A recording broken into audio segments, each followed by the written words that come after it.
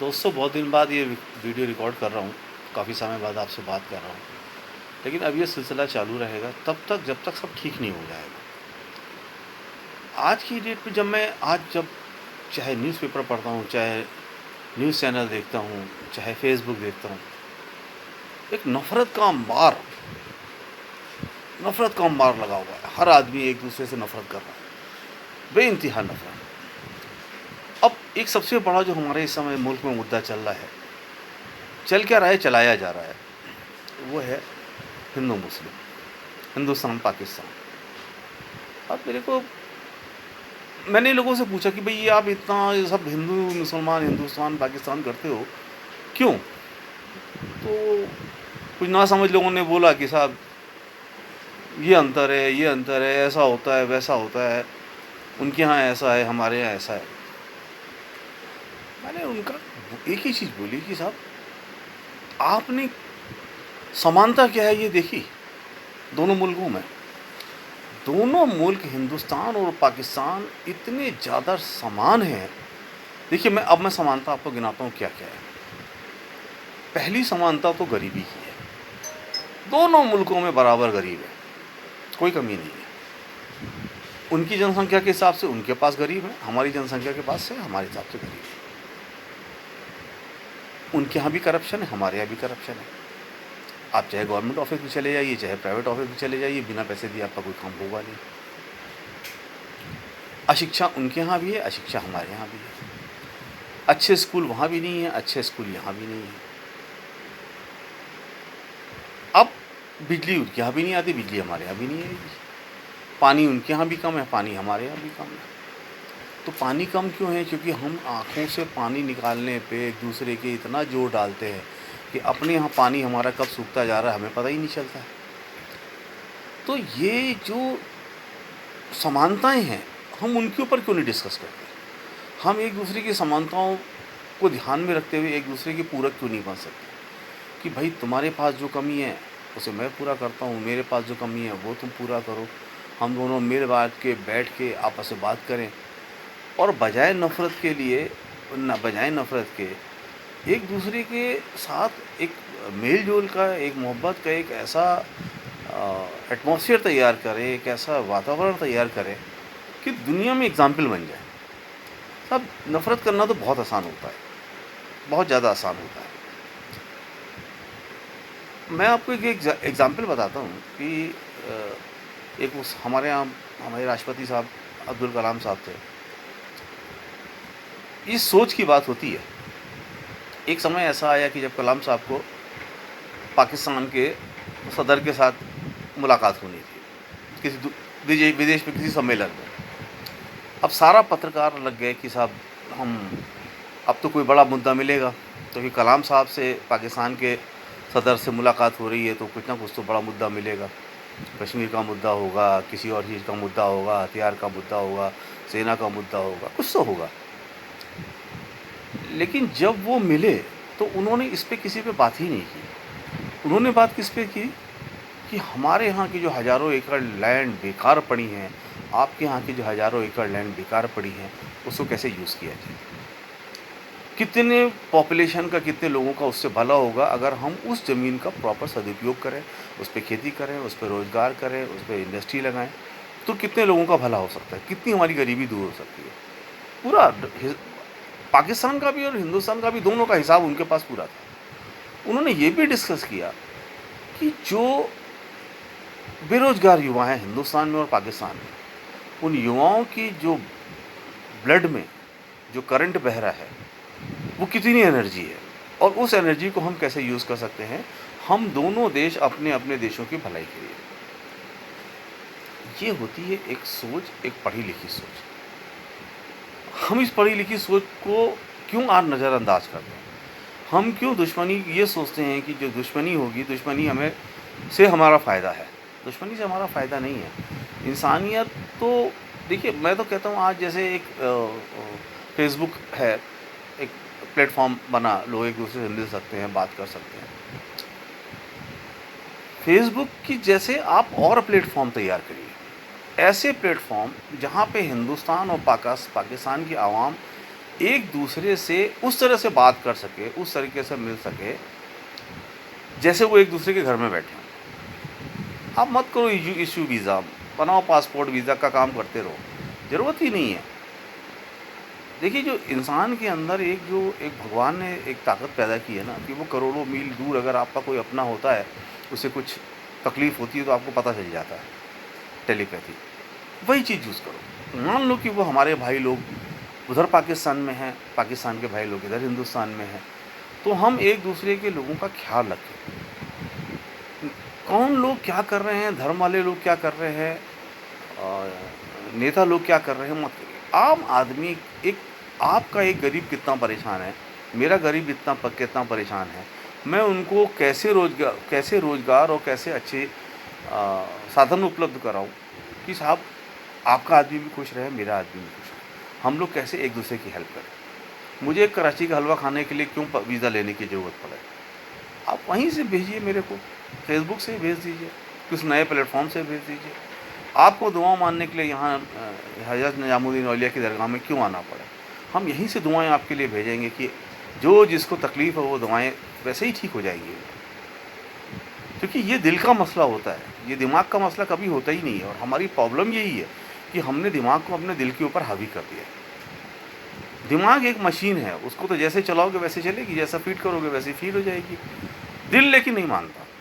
दिल में ईश्वर रहता है, तो वो कभी नहीं सुनता। वो वही के सुनता है जो अल्लाह ने, जो ईश्वर ने, जो भगवान ने जो बना के रखा हुआ है, वो उसी की बात सुनता है। और कहीं ना कहीं हर आदमी, एक समय ऐसा आता है जब उस बात को सुनता है, लेकिन उसका दिमाग उसके ऊपर हावी हो जाता है। मुझे ये पता है, मैंने जितने लोगों से बातें की हैं, जितने लोगों से मैंने मुलाकात की है, जितने लोगों को मैं जानता हूँ, हज़ारों की संख्या में लोग ऐसे हैं जो इस नफ़रत से बाहर निकलना चाहते हैं। दिल मिला रहे हैं कि वो मैं कैसे निकलूँ, लेकिन निकल नहीं पा रहे हैं। किसी के मन में एक दूसरे के लिए नफ़रत नहीं है, वो नफ़रत पैदा की जा रही है। एक नफ़रत का बाज़ार तैयार किया जा रहा है और हर आदमी उस बाज़ार में खड़ा हो जाता है। दोनों तरफ मैं देखता हूँ। आपके पास दुकानें, शोरूम अच्छे हैं, आपके पास स्कूल अच्छे नहीं हैं, ना हिंदुस्तान में ना पाकिस्तान में। हिंदुस्तान कितना भी तरक्की कर जाए, लेकिन वो शिक्षा में तरक्की नहीं कर पाया है। और शिक्षा में तरक्की का मतलब होता है नॉलेज बिल्डअप नहीं, कैरेक्टर बिल्डअप। मैं हमेशा शिक्षा की जब बात करता हूँ तो मैं कैरेक्टर बिल्डअप की बात करता हूँ, नॉलेज बिल्डअप की बात करता ही नहीं। नॉलेज तो आप रोज़गार पाने के लिए करते हो, रोज़गार पाने के बाद उसके बाद क्या, रोज़गार पा लिया फिर क्या। आप अगर अपने देश और समाज को कुछ देना चाहते हो तो आपको कैरेक्टर बिल्डअप करना पड़ेगा।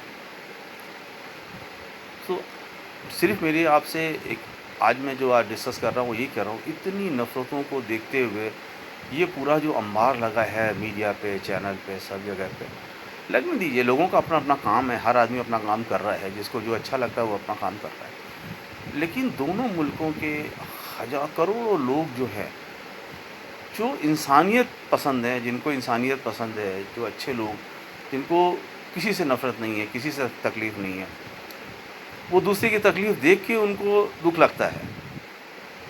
दूसरों को तकलीफ़ में देख के दुःख नहीं लगता है, दुःख लगता है। बहुत सारे लोग होते हैं जिनको आप तकलीफ़ में हैं तो उनको खुशी मिलती है, आप तकलीफ़ में नहीं हैं तो उनको खुशी नहीं होती है। तो हम ऐसा नहीं चाहते। मेरे को पूरा भरोसा है कि अगर